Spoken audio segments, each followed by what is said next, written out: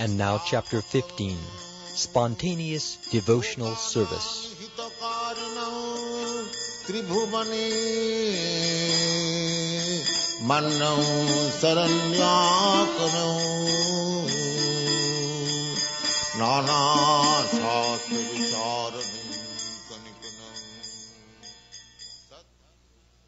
Examples of spontaneous devotional service can be easily seen in Krishna's direct associates in Vrindavan. The spontaneous dealings of the residents of Vrindavan in relationship with Krishna are called Raganuga. These beings don't have to learn anything about devotional service. They are already perfect in all regulative principles and have achieved the spontaneous loving service of the Supreme Personality of Godhead. For example, the cowherd boys who are playing with Krishna do not have to learn by austerities or penances or yogic practice how to play with him. They have passed all tests of regulative principles in their previous lives, and as a result, they are now elevated to the position of direct association with Krishna as his dear friends. Their spontaneous attitude is called Raganuga Bhakti. Srila Rupa Goswami has defined Raganuga Bhakti as spontaneous attraction for something while completely absorbed in thoughts in it, with an intense desire of love. Devotional service executed with such feelings of spontaneous love is called Raganuga Bhakti. Devotional service under the heading of Raganuga can be further divided into two categories. One category is called sensual attraction, and the other is called relationship. In this connection, there is a statement by Narad Muni to Yudhishthir in the 7th canto, 1st chapter, verse 30 of Srimad Bhagavatam. There, Narad says, quote, "My dear king, there are many devotees who first become attracted to the personality of Godhead for purposes of sense gratification, from being envious of him, out of fear of him, or from desiring to associate affectionately with him. Ultimately, these attractions become freed from all material contamination, and gradually the worshipper develops spiritual love and achieves that ultimate goal of life desired by the pure devotee." Unquote.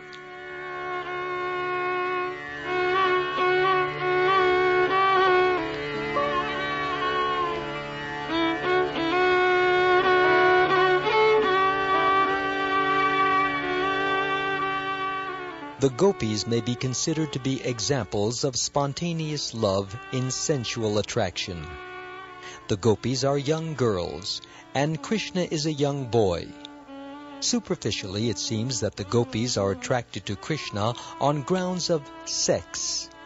Similarly, King Kamsa was attracted to Krishna because of fear. Kamsa was always fearful of Krishna because it had been foretold that his sister's son, Krishna, would kill him. Shishupal was also always envious of Krishna. And the descendants of King Yadu, due to their family relationship with Krishna, were always thinking of him as one of their members. All of these different kinds of devotees have a spontaneous attraction for Krishna in different categories, and they achieve the same desired goal of life. The attraction of the gopis for Krishna and the affection of the members of the Yadu dynasty are both accepted as spontaneous or Raganuga. The attraction of Kamsa to Krishna in fear and the attraction of Shishupal in envy are not accepted as devotional service, however, because their attitudes are not favorable. Devotional service should be executed only in a favorable frame of mind. Therefore, according to Srila Rupa Goswami, such attractions are not considered to be in devotional service. Again, he analyzes the affection of the Yadus. If it is on the platform of friendship, then it is spontaneous love. But if it is on the platform of regulative principles, then it is not. And only when affection comes to the platform of spontaneous love is it counted in the category of pure devotional service. There may be some difficulty in understanding that both the Gopis and Kamsa achieved the same goal, so this point should be clearly understood because the attitudes of Kamsa and Shishupal were different from that of the Gopis.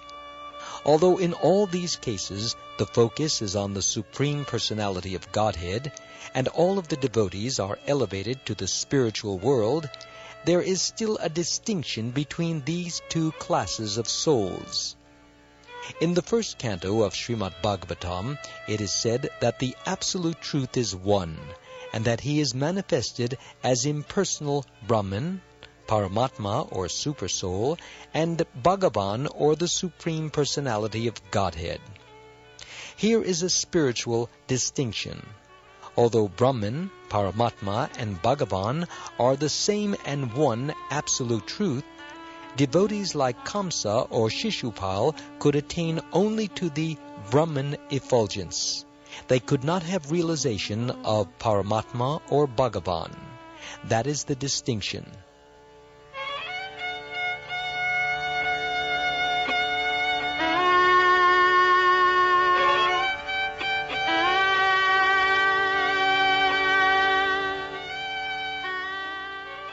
An analogy can be given with the sun globe and the sunshine. To remain in the sunshine does not mean one has gone to the sun globe. The temperature of the sun globe is different from the temperature of the sunshine. One who has gone through the sunshine in jet planes or in spaceships has not necessarily gone to the sun globe. Although the sunshine and the sun globe are actually one and the same, still there is a distinction, for one is the energy and one is the energetic source. The Absolute Truth and his bodily effulgence are in the same way simultaneously one and different. Kamsa and Shishupal attained to the Absolute Truth, but they were not allowed to enter into the Goloka Vrindavan abode. Impersonalists and the enemies of the Lord are, because of attraction to God, allowed to enter into his kingdom, but they are not allowed to enter into the Vaikuntha planets or the Goloka Vrindavan planet of the Supreme Lord. To enter the kingdom and to enter the king's palace are not the same thing. Srila Rupa Goswami is trying here to describe the different achievements of the impersonalists and the personalists. Generally, those who are impersonalists and are inimical to the Supreme Personality of Godhead get entrance only into the impersonal Brahman, when and if they reach spiritual perfection. The impersonalist philosophers are in one sense like the enemies of the Lord, because the out-and-out enemies of the Lord and the impersonalists are both allowed to enter only into the impersonal effulgence of the Brahma-Jyoti. So it is to be understood that they are of similar classification. And actually the impersonalists are enemies of God, because they cannot tolerate the unparalleled opulence of the Lord. They try always to place themselves on the same level with the Lord. That is due to their envious attitude. Sri Chaitanya Mahaprabhu has proclaimed the impersonalists to be offenders of the Lord. The Lord is so kind, however, that even though they are his enemies, they are still allowed to enter into the spiritual kingdom and remain in the impersonal Brahma-Jyoti, the undifferentiated light of the Absolute.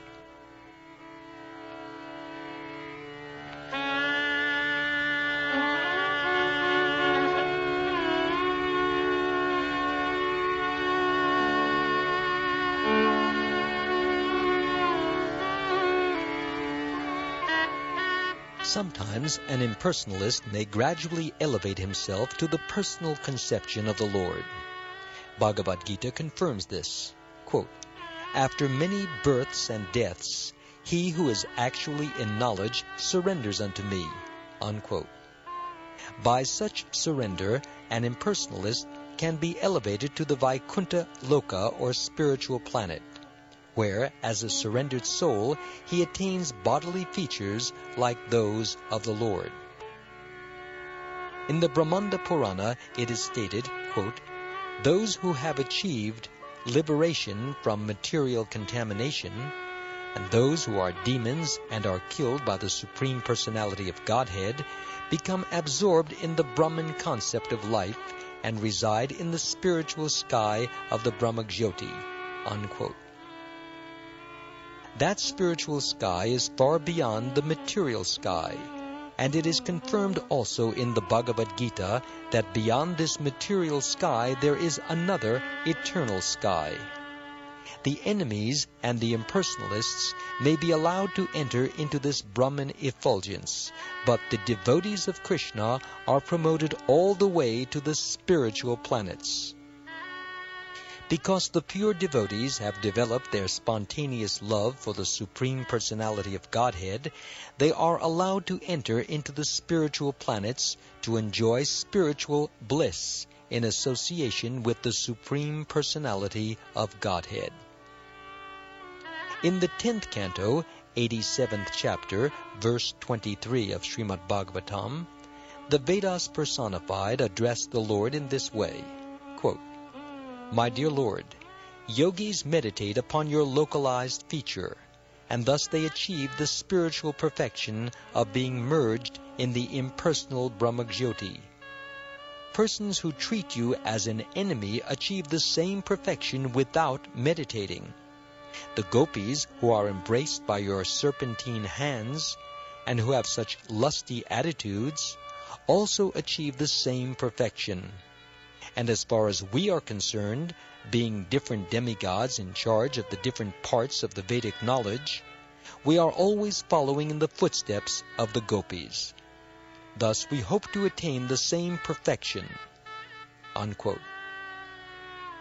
By the same perfection, we must always remember the example of the sun and the sunshine. Those who are impersonalists can merge into the sunshine-like Brahmajyoti, whereas those who are in love with the Supreme Person enter into the supreme abode of the Lord, Goloka Vrindavan.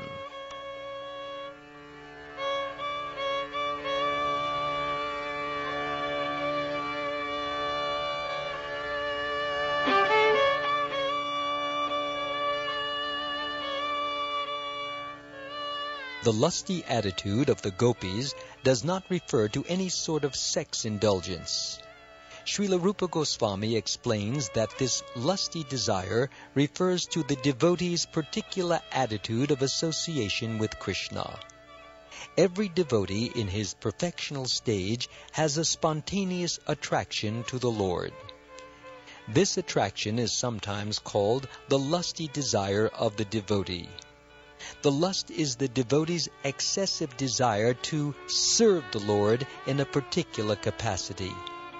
Such a desire may seem to be a desire for enjoying the Lord, but actually the endeavor is to serve the Lord in that capacity.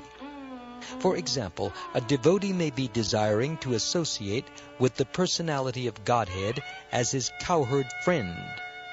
He will want to serve the Lord by assisting him in controlling the cows in the pasturing ground.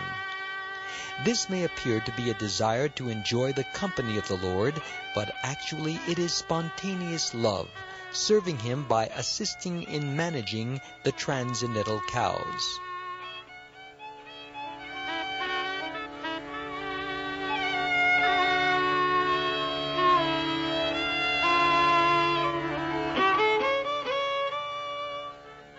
Sensual attraction. This extreme desire to serve the Lord is manifest in the transcendental land of Vraja, and it is specifically manifested among the gopis. The gopis' love for Krishna is so elevated that for our understanding it is sometimes explained as being lusty desire. The author of Sri Chaitanya Charitamrita, Kaviraj Krishnadas, has explained the distinction between lusty desire and the service attitude in this statement. Quote, lusty desire refers to the desire to gratify one's personal senses, and transcendental desire refers to the desire for serving the senses of the Lord. Unquote. In the material world, there is no such thing as a lover's wanting to please the senses of his beloved. Actually, in the material world, everyone wants mainly to gratify his own personal senses. The gopis, however, wanted nothing at all but to gratify the senses of the Lord, and there is no instance of this in the material world. Therefore, the gopis' ecstatic love for Krishna is sometimes described by scholars as being like the lusty desire of the material world, but actually this should not be taken as a literal fact. It is simply a way of trying to understand the transcendental situation.